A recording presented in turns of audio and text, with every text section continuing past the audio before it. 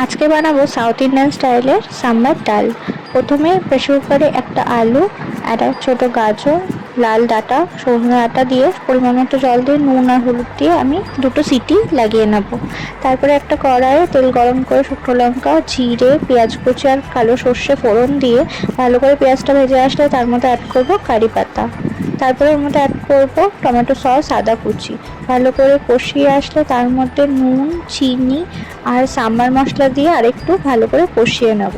তারপর ওর মধ্যে অ্যাড করবো সেদ্ধ করে রাখা সবজিগুলো একটুখানি ফুটে আসলে ওর মধ্যে সেদ্ধ করে রাখা অড়হরের ডাল আমি অ্যাড করে নেবো। এখানে 2 কাপ অড়হরের ডাল আমি সেদ্ধ করেছিলাম। আলাদা একটা কড়াই একটু আমের পিউরি নিয়ে নুন, চিনি, লঙ্কার গুঁড়ো দিয়ে ভালো করে কষিয়ে নেব।